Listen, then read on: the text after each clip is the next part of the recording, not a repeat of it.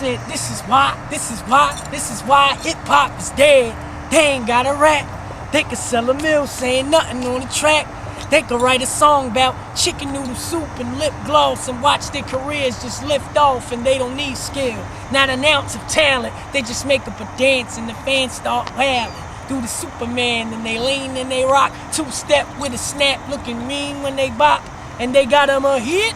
They want the radio play. Well, these days they don't need a hot song, so they should be easy. All they gotta do is pay off the DJ, and they'll drop the bomb on it and keep it on replay. Hey, and this is how rap is structured.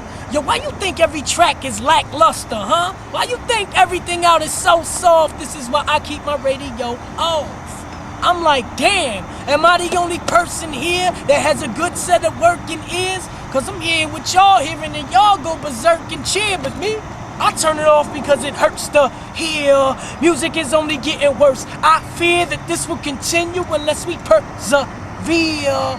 I'm here to rescue this dying art. The doors to the industry will be pried apart.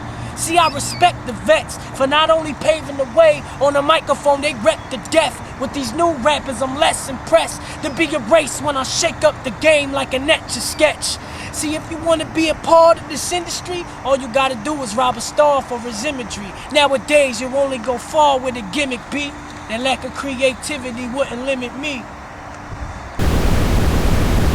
Word up, man. I'm sick of this shit. Y'all motherfuckers really don't know what this hip-hop's all about. Underground will live forever, baby. We just like roaches. Never dying, always living.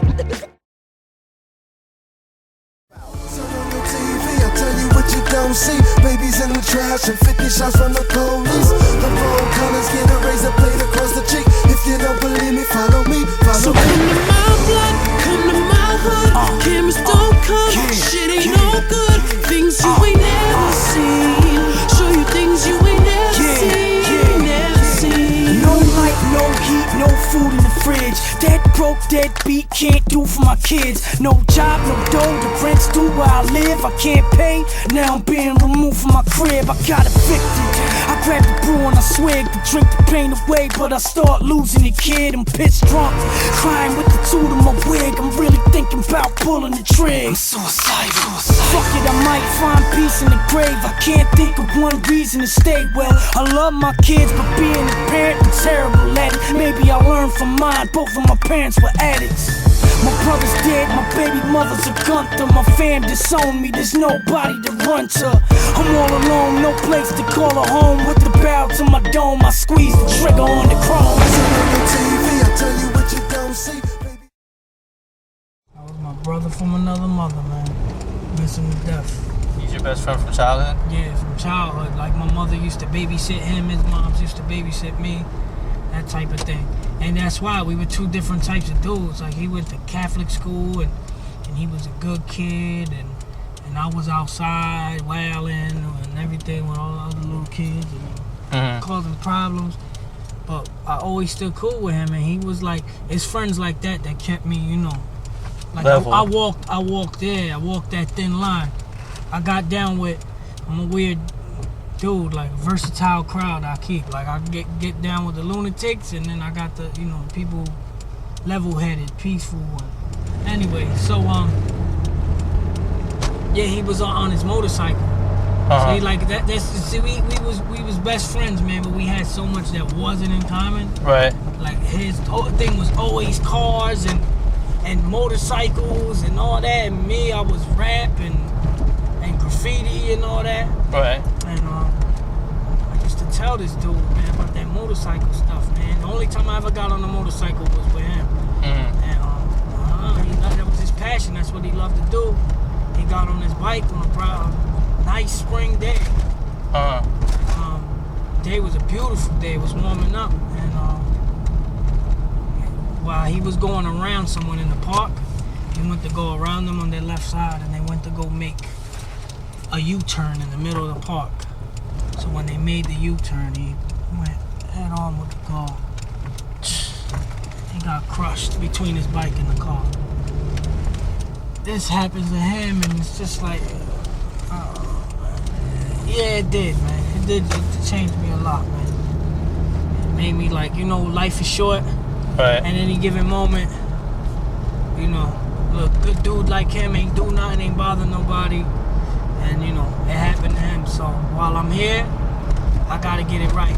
Right. At any given moment, I could whoop, be gone like that. I started feeling like if I never popped off and was the biggest rap star, like I always wanted to be in my dreams or what I thought about, it's just like, so what? Because there's so much more that's important. Like, you know, my salvation, me feeling at peace while I'm here. Like, money ain't everything, man. Money ain't everything. I'm in a good spot because I worked hard for it to put myself there as far as, you know, like life-wise. Right. I went and bought a house and all that. And so you know what? No more compromising, no more kissing ass to try to like not fit in, but just to, you know, to be liked. Right. You know. So I'm just like, you know what? Everything I'm gonna do is from the heart. And I'm living life like it's one shot, like it's a one-shot deal. Every move I'm gonna make is like I'm gonna do it like I got one shot, one chance to do it. So my music, I'm gonna get it right. My perspective just in life, which it changed. Like I couldn't agree with, you know, the constant getting sick of the constant. Yo, I'm a hustler and I pop guns and da. Like, oh come on, man, like it's getting boring and. Like, you know, and as I grew in life and I walked away from that, like my music had to change along with my lifestyle. We went to our meeting with Shady Records, and I had a meeting with the director of A&Rs, and it was a big deal to me. It's like at that time, that's the label I wanted to sign to. Right. So we were on the way, and I was talking to my manager when I was supposed to make this time.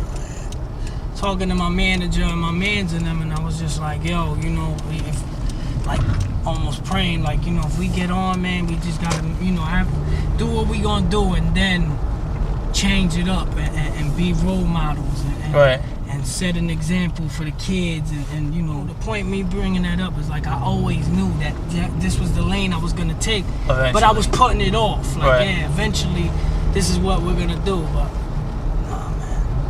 what I'm gonna do now. I ain't got no time to put it off. I gotta get it right now. You know Eminem, you know Nas, you know Pac, you know Big, you know those dudes, man. And you learn to care about them like a friend. And when they come and they drop that jewel in your ear, you're gonna listen to them, you're gonna trust them, because it's your friend. You know what I mean? That's what I wanna be. That's what I wanna do. That's what I want to do. And I'm going to keep my music 100% real.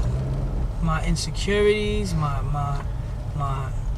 what I'm confident about, what I'm not, just 100% real. I'm going to open my door and allow anyone to walk in. That's how my album is going to be. I'm not trying to make a jingle and two-step and a snap and follow the standard that everyone else is following. You know what I mean? What's the biggest thing right now? Reality shows. Well, you know, reality sells. There you go. Instead of going the fairy tale route like all these other dudes is doing, and I'm hustling and I move weight and I'm a killer, but they're on TRL and you know, they're on Hot 97, and every time you see them, they're on TV and they're dating famous actors and singers and all that, but they're killers. Like come on, that's fake. Let's give them what's real. Let's be real. Hip hop is based on being real.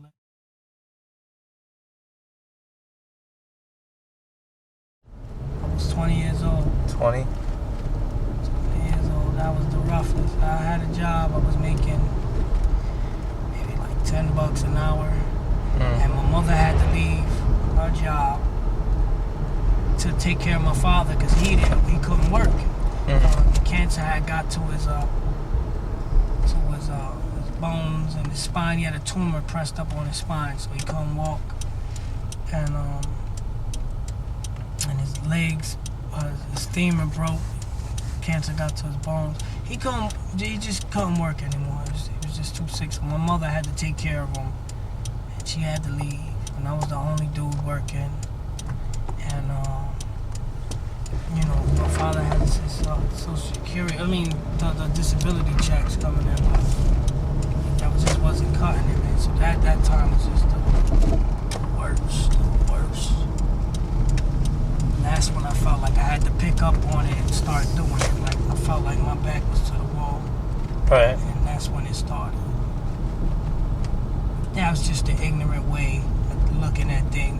taking advice from ignorant dudes. Like, yo, I can help you out, son. We should get down on this right here and do this and this and this and that. Like, thank God, man. It's God uses some people for an example, man. Like, yo, look, I'm gonna keep your scrawny ass out of jail. And you gonna talk to people about this. Because I could have shared the same fate with mad other people. A whole bunch of my boys are doing time for measly, you know, alright, yeah, the money is the money's quick. It's quick money, but it's money that it's guaranteed not to last. Guaranteed that money doesn't last. You can't, alright, you wanna be Frank Lucas, American Gangster, like, yo, that's as far as it goes. You definitely get caught. No one retires off of drug money and lives and walks away free when you really make money. No one walks away from it free. No one.